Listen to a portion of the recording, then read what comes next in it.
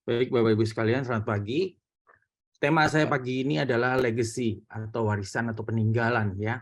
Kalau kita melihat kata ini legacy, kita ingat bagaimana eh, setiap orang tua biasanya menyediakan legacy atau warisan untuk anak-anaknya ya. Firman Tuhan juga katakan bahwa orang benar meninggalkan warisan bagi anak cucunya. Tapi dalam hal ini saya tidak berbicara tentang materi, tapi kita berbicara tentang legacy iman ya. Kisahnya diambil dari 2 Raja-Raja 4 ayat 8 sampai 17 mengenai perempuan Sunem dengan anaknya. Saya bacakan ya. Pada suatu hari Elisa pergi ke Sunem. Di sana tinggal seorang perempuan kaya yang mengundang dia makan. Dan seberapa kali ia dalam perjalanan, singgahlah ia ke sana untuk makan. Berkatalah perempuan itu kepada suaminya, sesungguhnya aku sudah tahu bahwa orang yang selalu datang kepada kita itu adalah abdi Allah yang kudus. Baiklah kita membuat sebuah kamar atas yang kecil, yang berdinding batu, dan baiklah kita menaruh di sana baginya sebuah tempat tidur, sebuah meja, sebuah kursi, dan sebuah kandil. Kandil itu adalah seperti lentera ya, kaki dian yang biasanya orang belajar ya ditaruh di atas meja ya. Maka apabila ia datang kepada kita, ia boleh masuk ke sana. Pada suatu hari datanglah ia ke sana. Lalu masuklah ia ke kamar atas itu dan tidur di situ. Maksudnya Elisa ya. Kemudian berkatalah ia kepada Gehazi bujangnya, panggillah perempuan Sunem itu. Lalu dipanggilnyalah perempuan itu dan dia berdiri di depan Gehazi. Elisa telah berkata kepada Gehazi, cobalah katakan kepadanya, sesungguhnya engkau telah sangat bersusah-susah seperti ini untuk kami. Apakah yang dapat kuperbuat bagimu? Adakah yang dapat kubicarakan tentang engkau kepada raja atau kepala tentara? Jawab perempuan itu, aku ini tinggal di tengah-tengah kaumku. Kemudian berkatalah Elisa, apakah yang dapat kuperbuat baginya? Jawab Gehazi, ia tidak mempunyai anak dan suaminya sudah tua. Lalu berkatalah Elisa, panggillah dia. Dan sesudah dipanggilnya, berdirilah perempuan itu di pintu. Berkatalah Elisa, pada waktu seperti ini juga, tahun depan engkau akan menggendong seorang anak laki-laki. Tetapi jawab perempuan itu, janganlah Tuanku, ya abdi Allah, janganlah berdusta kepada hambamu ini. Mengandunglah perempuan itu, lalu melahirkan seorang anak laki-laki pada waktu seperti itu juga pada tahun berikutnya seperti yang dikatakan Elisa kepadanya. Jadi di sini kisahnya adalah Elisa dalam suatu mission trip pergi ke Sunem. Ya, di Sunem itu ternyata dia beberapa kali harus melakukan mission trip ke Sunem. Di sana ada perempuan kaya yang menjamu Elisa. Dia mendengar nama Elisa, bahwa Elisa itu nabi abdi Allah. Ya, dia memiliki inisiatif untuk mengundang Elisa makan di rumahnya. Dan kemudian dia berinisiatif lagi. Dia bertanya kepada suaminya, baiklah kita membuat sebuah kamar atas yang kecil yang berdinding batu. Ini berarti kamar permanen ya, karena berdinding batu ya. Dan baiklah kita menaruh di sana baginya sebuah tempat tidur, sebuah meja, sebuah kursi, dan sebuah kandil. Jadi saya baca referensi bahwa tempat tidur di kamar tidur di Yahudi pada waktu itu biasanya cuma isinya tempat tidur aja gitu ya. Tetapi di sini dia menyiapkan meja, kursi, dan sebuah kandil. Nah, jadi dari referensi yang saya baca bahwa perempuan ini sering melihat Elisa membawa gulungan kitab ya. Jadi dia mau Elisa itu selain istirahat di kamarnya yang di lantai atas itu yang dia bangun, dia ingin Elisa juga nyaman untuk baca, untuk belajar di sana. Makanya disiapin meja, kursi, dan sebuah kandil atau kaki dian ya, yang biasanya ada lampunya gitu ya, ada apinya ya, supaya dia bisa belajar waktu malam. Nah, jadi inisiatifnya itu datang dari perempuan Sunem itu. Lalu kemudian dari sini kita lihat Elisa berkata, cobalah katakan kepadanya, sesungguhnya engkau telah sangat bersusah-susah seperti ini untuk kami.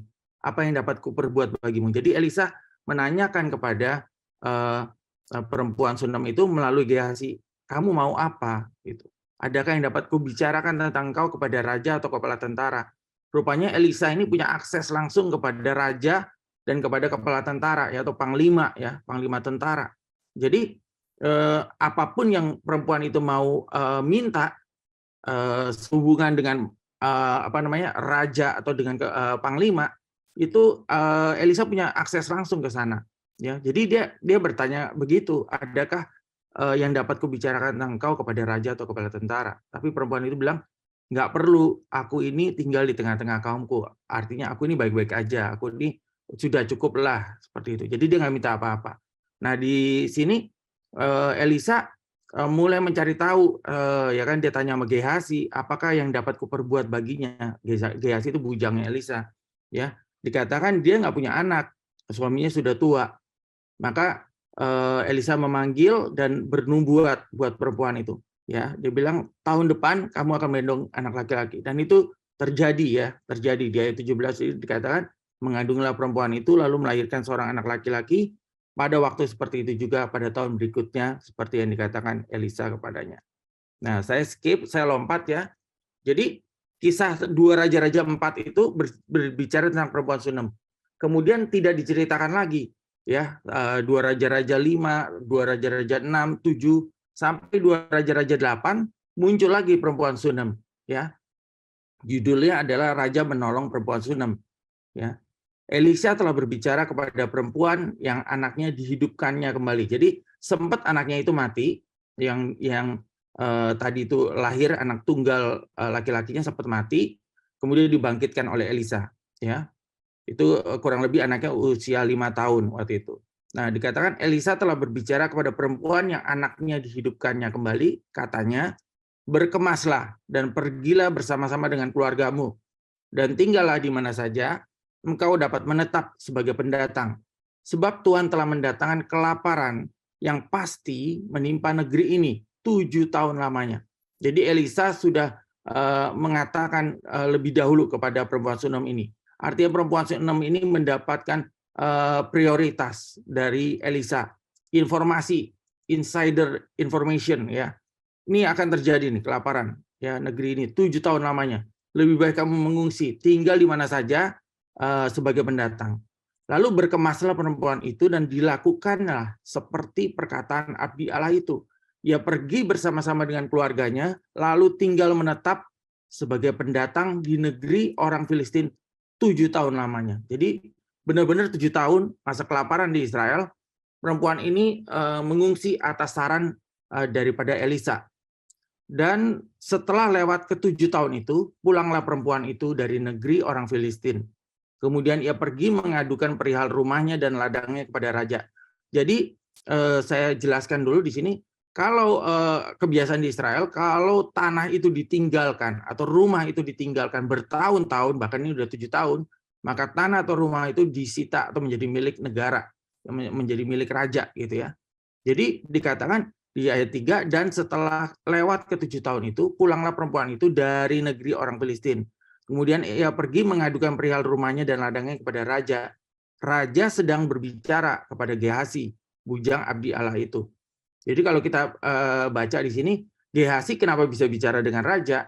Ya, itu kejadian di sebelumnya adalah Gehazi itu kena penyakit kusta yang pindah dari Naaman ya, karena dia mau mengambil uang yang diberikan Naaman yang seharusnya untuk Elisa, tetapi Elisa menolak. Gehazi mengejar Naaman dan ambil uang itu, dan akhirnya Gehazi kena kusta gitu. Tetapi kemudian Gehazi berhasil menyelamatkan bangsa Israel dari kelaparan ketika dia keluar dan sebagai orang kusta dan pergi ke perkemahan tentara Aram pada waktu itu, dan ternyata tentara Aramnya udah bubar gitu ya, udah lari, tadinya mengepung Israel dan kemudian lari, dan Gehazi menjadi pahlawan ya di situ ya, karena membawa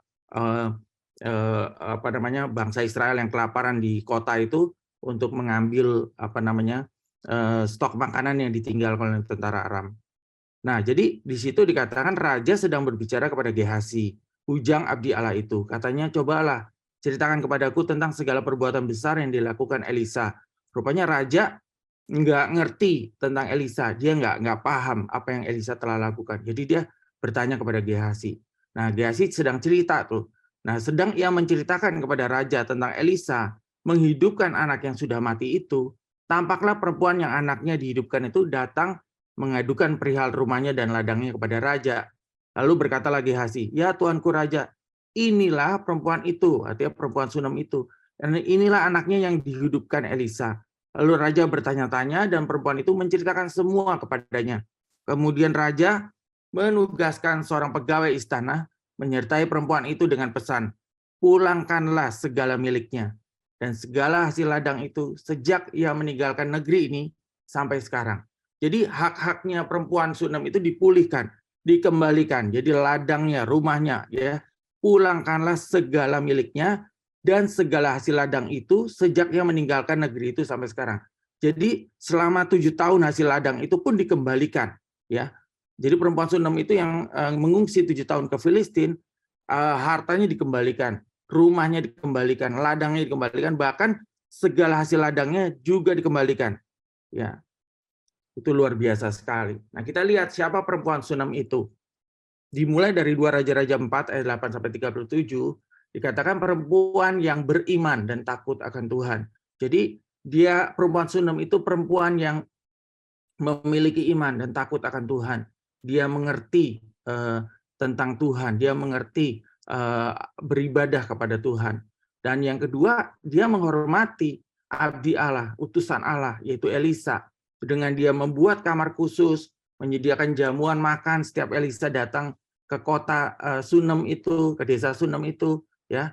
Dia menghormati abdi Allah, dia memandang Elisa sebagai utusan Allah yang akan menyampaikan pesan Tuhan buat desa itu atau buat daerah itu, daerah Sunem, ya. Yang ketiga, perempuan Sunem itu dikaruniai anak laki-laki, ya, anugerah dari Tuhan. Padahal dikatakan suaminya udah tua, sudah tidak mungkin memiliki anak lagi, tetapi dia dikaruniai anak laki-laki tunggal diberikan kepada perempuan Sunem itu. Dan yang keempat, anak alami mujizat kebangkitan, ya, anaknya yang mati itu dibangkitkan karena iman percayanya. Ya, kalau dibaca saya nggak sempat jelaskan di sini, tetapi dia ketika anaknya mati di ladang, ya, dia bawa ke kamarnya Elisa, dibaringkan di tempat tidurnya Elisa, kemudian dia lari menggunakan keledai mencari Elisa, ya, dan membawa Elisa ke rumahnya untuk membangkitkan anaknya tersebut. Jadi dia memiliki iman, dia mengalami mujizat kebangkitan buat anaknya. Nah, ini adalah kronologi perjalanan hidup dari perempuan Sunem. Dikatakan munculnya di 2 Raja-Raja 4, pertama kali perempuan Sunem itu tampil atau didengar, kemudian dia mendapatkan anak laki-laki dari Tuhan setahun kemudian anak laki-lakinya mati dan dibangkitkan, itu kurang lebih dia usia 5 tahun dari referensi yang saya baca. Dan kemudian dia mengungsi keluar Israel atas petunjuk Tuhan melalui Elisa, di mana ada perang, di situ juga ada kelaparan 7 tahun di Israel, ya. Jadi dia sudah mengungsi dulu, dan kemudian berikutnya setelah masa kelaparan 7 tahun dia kembali ke Israel. Itu dicatat di dalam 2 Raja-Raja 8 ayat 1 sampai 6, dan kemudian hak-haknya dipulihkan. Nah, Sunem adalah sebuah desa modern di Galilea, terletak di daerah yang diberikan kepada suku Isakar sesuai Yosua 19 ayat 18. Itu adalah daerah yang subur, dekat lembah Yezreel dan selatan Gunung Gilboa, ya. Itu desa Sunem, ya, desa yang modern pada waktu itu. Nah, ini adalah perkataan Yesus di dalam Matius 10 ayat 40 sampai 42. Barang siapa menyambut kamu, ia menyambut aku. Dan barang siapa menyambut aku, ia menyambut dia yang mengutus aku. Barang siapa menyambut seorang nabi sebagai nabi, ia akan menerima upah nabi. Dan barang siapa menyambut seorang benar sebagai orang benar, ia akan menerima upah orang benar. Dan barang siapa memberi air sejuk secangkir saja pun pada salah seorang yang kecil ini, karena ia muridku, aku berkata kepadamu, sesungguhnya ia tidak akan kehilangan upahnya daripadanya. Jadi di sini Yesus yang berkata-kata, ya, kalau kita menyambut seorang nabi sebagai nabi, kita menerima upah nabi. Kalau kita menyambut orang benar sebagai orang benar, kita menerima upah orang benar. Nah, yang dikatakan upah nabi itu artinya ikut mendapat bagian dari pekerjaan nabi. Artinya dicatat oleh Tuhan itu sebagai ikut serta dalam pekerjaan nabi. Contoh ya, Elisa datang ke desa Sunem. Dia mau berkhotbah, dia mau menyampaikan pesan Tuhan, dia mau melakukan karya Tuhan di tengah-tengah desa Sunem, ya. Karena dijamu oleh perempuan tersebut, perempuan Sunem yang menyediakan kamar, ya, fasilitas hospitality, maka perempuan Sunem itu ikut mendapatkan upah nabi, artinya ikut mendapat bagian dari pekerjaan Elisa sebagai nabi, ikut mendapatkan, dicatat oleh Tuhan, dia mendapat bagian dari pekerjaan nabi, ya. Dan kalau upah orang benar itu artinya ikut mendapat bagian dari pekerjaan orang benar, kurang lebih seperti itu. Nah, Tuhan menjaga legasi hambanya, ya. Saya mencatat sini segala sesuatu yang dikerjakan oleh hambanya dalam pelayanan kepadanya itu pertama dijaga oleh Tuhan, dipelihara oleh Tuhan, dirawat oleh Tuhan, dilestarikan oleh Tuhan. Tuhan setia dengan hambanya dan legasi iman dari setiap hamba-hambanya. Jadi Tuhan benar-benar menjaga legasi dari semua legasi iman hamba-hambanya. Nah, mengapa sih Tuhan perlu menjaga legasi hambanya? Saya mencatat 3 hal. Yang pertama, Tuhan setia dan tidak lalai. Jadi ada perhatian dan kesetiaan Tuhan untuk menjaga dan memelihara legasi hamba-hambanya. Itu membuktikan Tuhan itu setia dan tidak pernah lalai pada janjinya.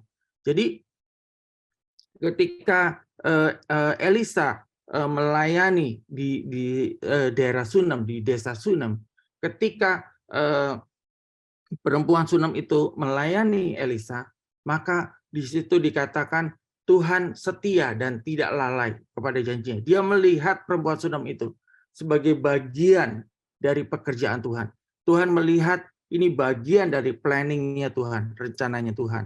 Ya, ini bagian dari rencana Tuhan. Roma 8 ayat 28 berkata, kita tahu sekarang bahwa Allah turut bekerja dalam segala sesuatu untuk mendatangkan kebaikan bagi mereka yang mengasihi Dia, yaitu bagi mereka yang terpanggil sesuai dengan rencana Allah. Jadi contohnya di sini ada perempuan Sunem itu, dia terpanggil sesuai dengan rencana Allah karena dia begitu mengasihi Tuhan, mengasihi pekerjaan Tuhan. Ya, dia mau melayani Elisa sebagai abdi Allah, sebagai hamba Tuhan, perwakilan Tuhan di muka bumi.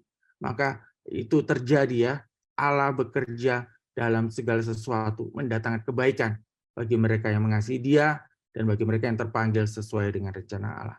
Dan yang ketiga adalah tidak ada rencana atau tidak ada istilah gagal dalam kamus Tuhan. Ayub 42 ayat 2 berkata, aku tahu bahwa engkau sanggup melakukan segala sesuatu dan tidak ada rencanamu yang gagal. Jadi Tuhan memelihara, menjaga legasi dari legasi iman dari hamba-hambanya. Karena dia tidak ada kata gagal di dalam kamusnya Tuhan. Nah, perempuan Sunem adalah legasi dari pelayanan Elisa yang membawa perempuan Sunem bersentuhan dengan Tuhan. Ya, kejadian demi kejadian berikutnya, setelah 2 Raja-Raja 4, bahkan sudah tidak melibatkan Elisa secara langsung lagi. Jadi Elisa nggak dicatat terlibat di situ, termasuk ketika ketemu dengan raja.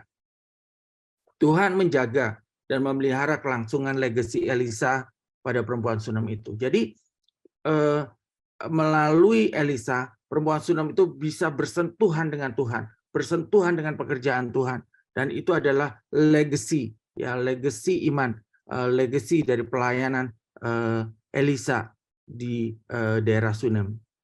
Nah, bagaimana dengan pelayanan kita? Ya, apabila kita mulai jenuh, mulai alami stagnasi dalam pelayanan kita harus ingat kisah legacy Elisa ini, bahwa Tuhan setia dengan permulaan dan Ia setia juga hingga selesainya.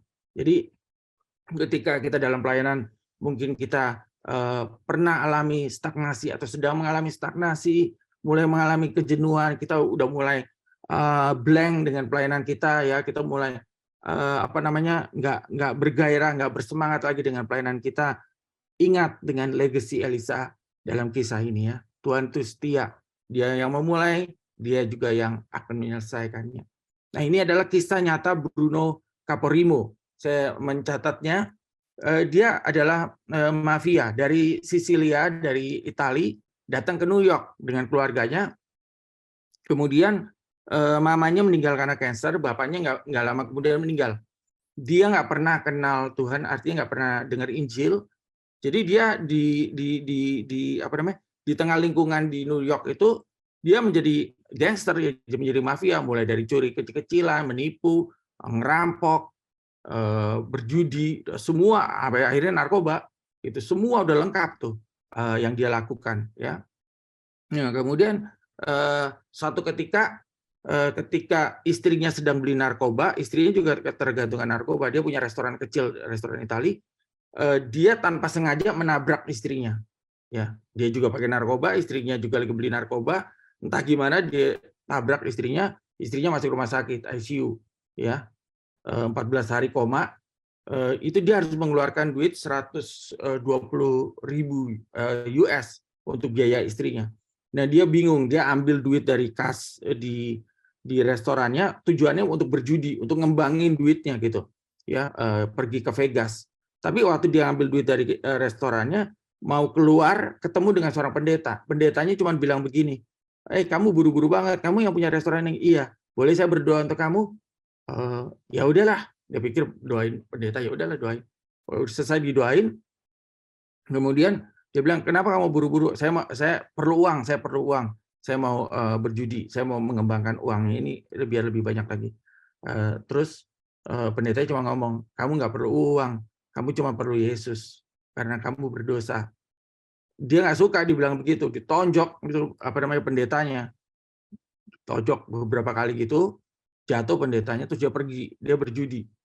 Ya, dia judi, kalah akhirnya. Ya, dia bawa duit, justru malah kalah judi di Vegas. Dia udah pulang, apa namanya, udah bingung, harus nebus istrinya di ICU, nggak punya uang. Dia ambil pistol, dia pikir, wah, gua habisin aja nyawa, ya. Dia mau bunuh diri gitu.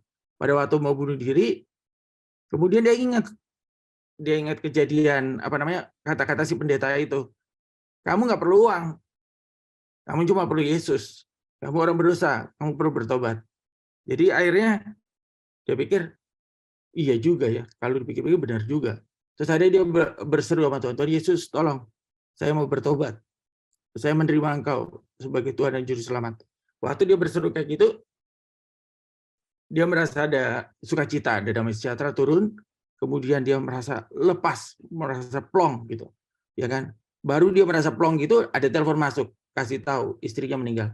Ya. Wah, dia lari ke rumah sakit, terus dia lihat istrinya udah terbaring, dia berdoa di depan istrinya, dia bilang gini sama Tuhan, Tuhan Yesus, kalau kalau Engkau membangkitkan istriku saat ini, aku akan menjadi pelayanmu, aku akan menjadi pelayanmu, dan aku akan menyerahkan hidupku dan keluarga aku buat Tuhan. Nah, jadi dari situ istrinya kemudian bangkit. Istrinya bangkit, ya kan, akhirnya dia menyerahkan hidup jadi hamba Tuhan. Makanya dia apa namanya, menulis buku, ya, dia jadi hamba Tuhan beneran. Dia dengan istrinya, itu ada istrinya di situ ya. Nah, itu dia menulis buku dan dia berubah. Dan sejak itu dia nggak ketemu lagi sama pendeta itu. Jadi cuma satu kali aja ketemu dengan pendeta itu, ya. Itu terjadi dengan begitu saja, ya. Jadi kalau dipikir-pikir itu adalah warisan, legacy iman yang sempat diberikan, walaupun cuma sepotong kalimat doa, ya. Tetapi itu kemudian mengingatkan Bruno Caporimo ketika dia memutuskan mau bunuh diri dan kemudian dia malah jadi hamba Tuhan, gitu ya. Nah, dua hal yang perlu kita lakukan untuk membuat legacy dalam pelayanan. Yang pertama adalah bawa sebanyak mungkin orang bersentuhan dengan Tuhan.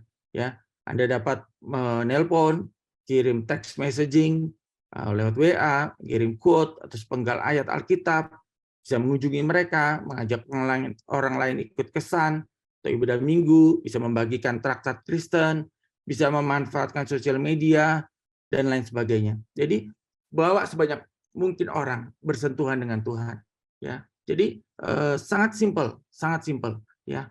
Kita lakukan hal-hal yang simpel supaya orang bersentuhan dulu dengan Tuhan, ya. Yang kedua, jangan batasi Tuhan bekerja, ya. Nggak ada kejahatan orang yang tidak dapat Tuhan ampuni. Ya, datang bukan untuk orang sehat, namun untuk orang sakit dan yang membutuhkan kasih Tuhan. Bahkan detik-detik terakhir dari hidup manusia pun dapat Tuhan berikan, Tuhan balikan dengan pertobatan. Ya contohnya tadi adalah Kaporimo ya. Nah, legacy atau warisan, buah-buah dalam pelayanan itu tidak akan pernah berhenti. Kita akan selalu melihat ketika kita melayani Tuhan, ya, itu tidak akan pernah berhenti. Buah-buahnya, legasinya terus akan berkembang. Dan jangan hidup bagi diri kita sendiri. Jadilah signifikan, jadilah bermakna dengan membawa banyak orang bersentuhan dengan Tuhan melalui hidup kita. Ya, kita terlalu besar ya. Anda terlalu besar jika hanya hidup bagi diri sendiri. Akan tetapi layanilah Tuhan dengan membawa orang lain bersentuhan dengan Tuhan Yesus. Nah, Bapak Ibu sekalian nih, saya mau sampaikan, kami dari pelayanan SPOS akan melakukan training pelayan sahabat peduli orang sakit pada hari Sabtu, 11 Maret 2023, pukul 10 sampai pukul 16 di Wisma 76. Bapak Ibu akan belajar prinsip dasar pelayanan orang sakit. Bapak Ibu juga akan belajar cara mendoakan orang sakit, belajar membagikan firman Tuhan sesuai kebutuhan, belajar mengunjungi online via WA video call, juga belajar mendoakan dalam ibadah online mujizat hari ini, belajar berkomunikasi dengan baik dengan orang sakit, dan belajar menggunakan otoritas dan kuasa. Ya, jadi saya mengundang Bapak Ibu sekalian untuk ikut dalam training pelayanan sahabat peduli orang sakit. Sangat sederhana pelayanannya. Bapak Ibu hanya lewat video call, mendoakan, membagikan firman, ya kan, menyatakan kebenaran ya kepada orang-orang sakit, orang-orang yang membutuhkan, dan sudah banyak kisah, sudah banyak cerita orang-orang yang mengalami mujizat melalui pelayanan sahabat peduli orang sakit. Bapak yang Maha Baik, terima kasih Tuhan. Kami sungguh bersyukur Tuhan, kalau kami adalah orang-orang yang menjadi bagian dari legasi iman dari pendahulu-pendahulu kami. Dan kami percaya Tuhan, di dalam pelayanan kami, Tuhan, dimanapun kami berada, dimanapun kami ditempatkan, Tuhan, kami memiliki legasi iman, legasi dalam pelayanan kami, Tuhan. Dan kami tahu, Tuhan, yang mengembangkan dan memelihara setiap legasi yang ada. Oleh karenanya, terus berikan kepada kami semangat, berikan kepada kami hati yang menyala-nyala untuk boleh melayani Tuhan, untuk melayani jiwa-jiwa yang terhilang. Kami berdoa, Tuhan, pakai setiap kami, Tuhan, kembangkan talenta kami, buat kami menyala-nyala hanya bagi nama-Mu, Tuhan. Dan pagi hari ini, Bapak Ibu sekalian, terimalah berkat Tuhan. Kiranya berkat Abraham, Ishak, dan Yakub itu menyertai engkau. Keberhasilan, keberuntungan, dan kesuksesan. Perkenanan Tuhan, pertolongan Tuhan, kemurahan Tuhan, pelayanan malaikat selalu menyertai engkau. Mulai dari hari ini sampai kedatangan Tuhan yang kedua kalinya. Dan setiap kita yang menerima berkat Tuhan katakan, amin. Tuhan memberkati dan selamat hari Senin.